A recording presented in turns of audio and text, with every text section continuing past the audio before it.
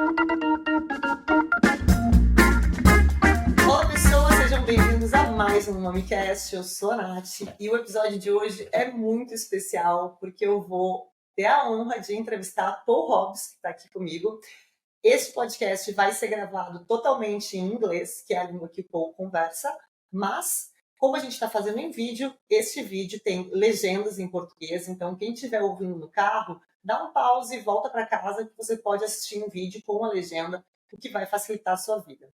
Eu tenho um tempo muito curto hoje, então vai ser um episódio mais curtinho, de apenas 30 minutos, mas tudo para conversar com o Paul Hobbs e trazer um pouquinho de novidades para vocês. Paul, I cannot express how happy I am to have you here. I know your schedule is insane here in Brazil, but thank you so much for taking your time to talk to me and to my listeners. What a pleasure. Thank you, Matt, for coming in. Well, we have short time, so I'm gonna go straight away. Yeah. Well, you started producing wine a long time ago in Argentina when the world didn't even know Argentina was a country that was producing wine.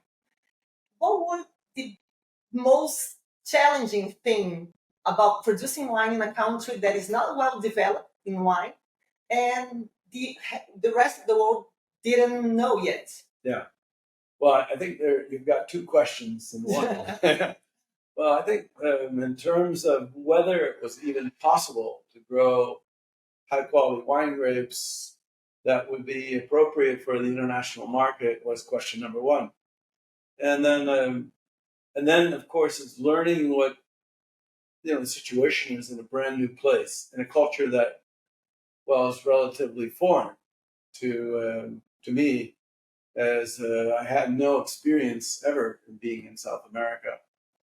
And then I think there was bias in the sense that I was up against some preconceived ideas that had been sort of implanted in my head prior to my arrival to Argentina. So I think overcoming all those, but the biases melted away pretty quickly, and because as soon as I saw the place and saw what was good, but I also saw what wasn't good. But the good thing, actually the great thing, was that what was good was the things that were difficult to change. And what wasn't so good were things that were relatively easy to change. And so that triggered like a little light bulb in my head as, well, this country could be a powerhouse in the international market. And so I wanted to be a part of seeing if I could help steer it in that direction. It was like a blank canvas. You could do anything you wanted because nothing was being explored by the time. At that time, you're correct. I mean, the industry was producing what was considered by the international community some of the worst wines in the world, which was sort of sad and unfortunate. The good part of that is that only a few people had an opinion about Argentina. The majority of wine consumers around the world had no idea about Argentina, so there was no baggage associated. And that made it easier to penetrate. If we could do something, we reasoned, if we could do something well, then that would probably be quite compelling, because also Argentina had some other important, you might say, aspects that would be emblematic of the country. It had positive cultural, let's say, touch points, such as the gauchos and the tango and just the sort of sophisticated lifestyle that was pretty much world known. And so if we could complement that with wine, we could couple that with these things that already were associated with Argentina around the world. And that seemed to be an opportunity, which could, by the way, be much more difficult in some other countries. Well, yesterday you told us a pretty fun story about how you got to Argentina, because actually you were going to Chile. Would you mind telling us pretty fast? Because I think our listeners are going to love the story. Well, frankly, because of my preconceived bias, I was resistant. But there was an insistent ex-classmate friend of mine and his brother that wanted me to come to Argentina. I was looking for a new challenge in my life. I was sort of in that, crossroads, the crosshairs of, I'm in my mid-30s. I've done this work with Opus One, Robert Mondavi, and Simi Winery. And that had consumed, 10 to 12, 13 years of my life. But where next? What would I do next? Where could I go to really make a difference? And Chile resonated with me because, people were basically saying there's a lot of room for development, but it could be the next great wine region of the world. And this, of course, is the mid to late 80s. So I organized a trip to Chile through a classmate friend of mine from University of California, Davis. His name is Marcelo Kogan. We were very close friends, and he was obliging, and he organized a whole week of trips, 2 visits per day, so a total of 10 visits. But those days we didn't have the communication capacity that we have today, so I decided, this other fellow from Argentina has been sort of pestering me to visit Argentina and look at his family's vineyards with him and see if I could help them. So I invited this gentleman, his name Jorge Catena, as a matter of fact, the younger brother of Nicolas. And when he came, what I didn't realize, of course, is that there was this border dispute. There had been border disputes. And Chile and Argentina had a sort of a significant tension between the two countries. And so my host, when he found out what I had done, was furious with me. He was quite so angry. So I told Jorge, listen, Kogan is unhappy. Please return. I'm sorry I made a mistake. But Jorge refused to return quietly. He didn't say he wasn't going to go back. He said, I'm in no hurry. I have no place to go. I'll just hang around. I said, no, Jorge, that's not good. Don't hang around. You have to go. You have to leave. But he didn't. And so finally, Kogan got frustrated enough with the two of us. And he said, if you can't get rid of him, I'm going to get rid of both of you. So you have to leave. And so that's what led me to Argentina, against my will, but in the end, it worked out quite nicely. And we drove over the Andes on a Friday morning. And Jorge, of course, I didn't know this at the time, but he's partially blind. So he had difficulty navigating the caracoles going up the backside of the Andes and into Mendoza. But that was a very moving experience when we started to descend into the Mendoza region. I saw the first vineyard there, and I was very impressed with the soils and with the close spacing, which was something I thought the soils were superior to the ones that I've been seeing in Chile, and also thought their tight spacing was more quality-oriented. But then the farming wasn't very good. So I thought, but that's something we can fix. That's the easy part. That could be maybe not easy, but at least it was something we could take on. Replanting a vineyard is much more difficult. Well, when you got to Argentina, Malbec was produced in bulk. It was a volume wine, low quality wine.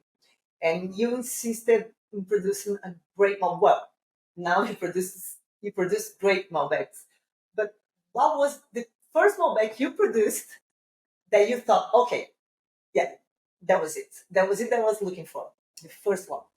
Well, basically, yeah. Maybe just a little prelude to that.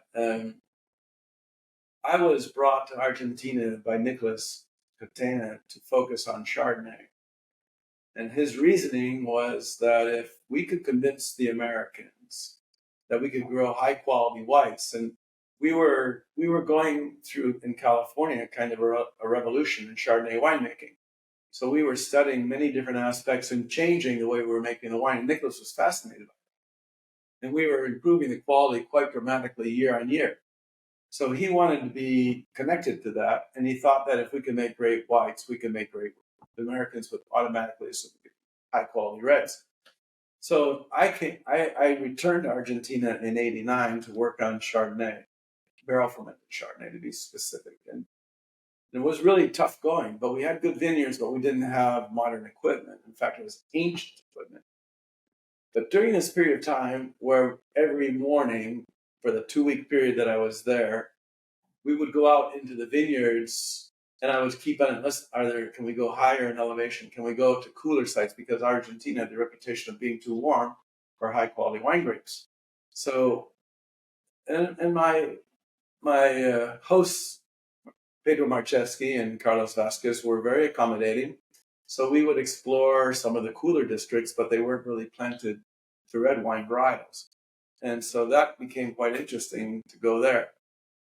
Then I went to Nicholas and saying, well, we've seen this variety Malbec growing in the vineyards. There's a beautiful one, which was his, in a little district near the Rio Mendoza River, just sitting on the ledge just above the Rio Mendoza. There was old vines, high density, beautiful alluvial soils, and the roots were extremely deep. And I was thinking, oh, well, we have to try making Malbec from here. It could be very good. But we're going to have to change the way it's farmed. So that's why I approached Nicolas and asked him if he would be open to that. And he said no, which was a little bit surprising to me that he would just flat out say no, because he was otherwise quite willing to try various things. But I guess because of the years of Malbec being made as a low-quality grape in Argentina for blending purposes, he had no quality perception. He felt that it had no capability of making a noble wine. But, so he had his reasons for that. But I felt, well, why not? Why not just go ahead and try it anyway? And fortunately, Nicholas didn't live in Mendoza. He lives in Buenos Aires. So I felt, well, it won't hurt to convert some of his vineyard. And so I enlisted the help of Pedro Marcheski. And he agreed, convert the vineyard, irrigate it less, change the trellis system to my requests, and so on and so forth. And then we made 10 barrels, but I had to get the barrels because Nicholas I couldn't tell him I couldn't use Catena barrels, so I had to get the barrels. So those I sourced from French cooper based in Cognac, Tigre Moreau, as a matter of fact. And then Fouquet was the cooper, and I actually started with 10 American oak barrels, and so I aged the wine in those barrels. And so when the U.S. press came to launch Catena Chardonnay into the market, which was March of 1993, after we showed them the Chardonnay, and they seemed to be very happy with the work that we had done, and they were going to write some glorious words about Chardonnay, I said, well, I think it's a good time to show them the Malbec. So I said, well, I have one more thing I'd like to show you that I had in the back of the winery. And that's kind of what began the push for Malbec, because one gentleman, I've mentioned before, as you know, Tom Stockley, writing for the Seattle Times, he wrote about the Chardonnay, of course, in an article, Don't Cry for Me, Argentina. But his real epiphany, he said, was how good the Malbec was. And he thought that might one day be the signature variety of Argentina, and how prophetic his words were. How long ago was that, the article? Well, the article came out roughly, let's say, late April of 1993. We launched Catena for the first time. Chardonnay, the first Catena bottling, was launched in May 1993 into the U.S. market, basically Virginia, Washington, D.C., New York, first on the East Coast before it moved across the country. How long after that you think America started to understand and enjoy Malbec? How long for the prophecy? Well, first we had to create it because Nicholas didn't want to put Malbec, and he didn't want his name associated with a variety. But because of the pressure, because this article from Tom Stockley got syndicated into other outlets such as the Washington Post, the Chicago Times, and other major newspapers. And so our importer, Alfredo Bartholomeos from Billington Imports in Virginia, and Robert Parker himself was pushing pressure to make some Malbec. And Nicholas was very resistant to that. So he said, well, we've got to come with a new brand. And so he came to me and said, well, Paul, you've kind of got me into this situation, so you're going to get me out. And so what I did was create a brand called Alamos. Of course, Nicholas funded all of this, and Nicholas then told me, well, as you create this brand, you're going to be the importer because you're the only person that the Americans will believe. And in fact, I think he was right. I think it was brilliant, but I was very resistant. I had no desire to be an import company, but I did form one, and I became the importer of Alamos. I introduced Malbec. First, we basically introduced it to the U.S. market without any marketing budget, and basically people didn't even know about Argentina in the U.S. They thought, when I would explain to them, for example, about Malbec and Mendoza and Argentina, invariably the question I would get at the end was, what part of Chile did you say that was? So I felt, wow, this is going to be very difficult. How am I going to help train? And then I said, well, my distributor in New York said, well, send me 3 cases of wine. So, wow, 3 cases of wine. That's not going to go over. So it looked like it was going to fail, basically. And then about a month later, after the small amount of wine got out, I would get a call out of the blue and say, this is Michael Skurnick, or this is so-and-so. We're well-known distributors. And they would say, I have a customer sitting next to me and he wants to tell you something. So, okay. And so then for $9 a bottle or $10 a bottle, this is the best wine I've ever had in my life. And so then my distributor would get back on the line and said, send me a pallet, which is 56 cases. Okay, now we're talking. And so by word of mouth, the word got out. Malbec, or I also had some Chardonnay and Cabernet, but that's how we launched the first successful Malbec. It wasn't done with marketing dollars. It was just word of mouth and me going into the market and talking to people and so on and so forth. And then after we launched that, had some success, then of course Catena wanted to capitalize on that, and so then I began making wine under the Catena label with Malbec as the main variety. It's a great story. Well, we're now celebrating 25 years of Viña Cobos. So much has changed since 25 years ago. You have many projects around the globe.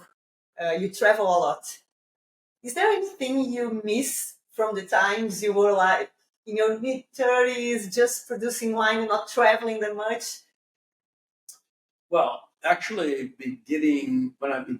when my reputation sort of got out that I had done this for Argentina, other people from other countries, I've always enjoyed going to places that are less traveled and seeing what we could do to help reinvigorate or maybe start something fresh entirely.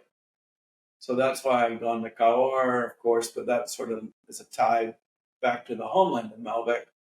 But I think it might be one of the first times that an American has ever been invited into France to help raise the image of one of their regions. And so I would get more and more calls to go to different parts of the world. Some I chose not to do, and others I accepted. But so there was quite a lot of travel as soon as, this time I was in my mid-30s, and there's quite a lot of travel, and that's the way it's been ever since. For the last 35 years, I've been traveling to various regions of the world making wine. And when you do that, frankly, when you go to a new region, you might think that, well, it's easier after you have your first child. The next child's going to be easier, right? But it's not. And each child requires a tremendous, we say a community to raise a child, right? But each child requires a tremendous amount of work. And typically, you may learn something in one place and think you can apply it in another, but in fact, most cases you can't make an application. Cultures are different, infrastructures are different, climatic and other factors. So I've found that every endeavor is almost like the first. It's heavy lifting. And unless you pay a tremendous amount of attention to it, it never really gets off the ground. So you've got to spend the time. Well, once Robert Parker called you the truffle hunting dog because of the philosophy of explore, looking for new places. And is the spirit still alive? Are you still looking for different places? Not as much, no, because, I have a young family, and a 10-year-old daughter and a 7-year-old daughter, and I want to spend time with them. Because for a 20-year period, I was so busy that I really neglected any kind of personal life, which was fine with me at the time. But now that I have a lovely family and so on and so forth, of course, it's very important. I must say, though, I'm very lucky because I met my wife here in Sao Paulo and hosting a wine event for a client, Bodegas Toso. And it just so happens that her parents were born in Buenos Aires.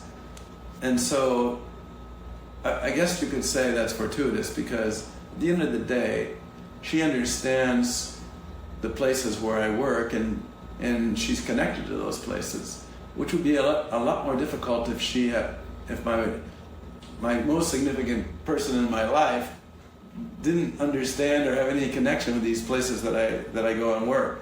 And so she joins me, our children also, they love coming to Argentina.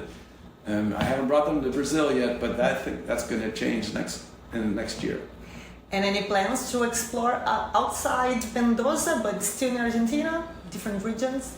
I think I've worked in most of the regions, and I find them very interesting and compelling. So I love Cafayate in the north and Salta, and I find it very interesting and fun. I mean, it's great fun to work in places like Neuquén, Rio Negro. And I know, of course, there's other things happening in Djibouti. If I do more of that, it's so time-consuming getting to these places. Sadly, it's not.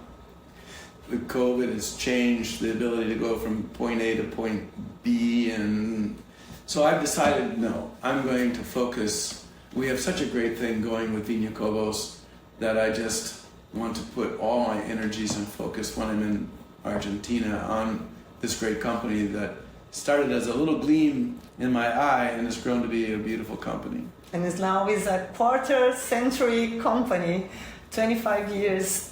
Congratulations. Thank you. Well, we reached the last question, and I just want to say that I'm a fan of your work, and you, of course, know the Brazilians are great fans of Bodega Cobos, Viña Cobos, and if you want to send a message for your Brazilian fans, be my guest. Well, of course. It's not so much a question as it is. Yeah, but I actually appreciate the opportunity very much. Well, I think what I'd like to say to the beautiful people of Brazil is that without them, we probably would be a much different company. Brazil's enthusiasm for our work, there's something, a joie de vivre, if you will, about they come and visit our winery, and they are uplifting, they lift our spirit, in fact. And so we love our connection with Brazil, frankly, and it's a very important connection. It means a great deal to us, and it's the Brazilian relationship that we have is very dear to our hearts. And it's important when you're doing work that somebody appreciates the work that you're doing. And no other people anywhere in the world seem to appreciate it more than the people here in Brazil. So thank you very much for that. We're going to keep working hard for you. Oh, we appreciate so much. And we thank you for the great wines we really enjoy. Thank you. It's always been a pleasure. I cannot say how grateful I am for you taking this 30 minutes to talk to me. And that's it. Great, wonderful. Great. Well, thank you. Have a wonderful fin de año. Thank you. You too. É isso, pessoas. Espero que tenham gostado. Nos vemos na próxima sexta-feira, ao meio-dia. Um beijo e até mais.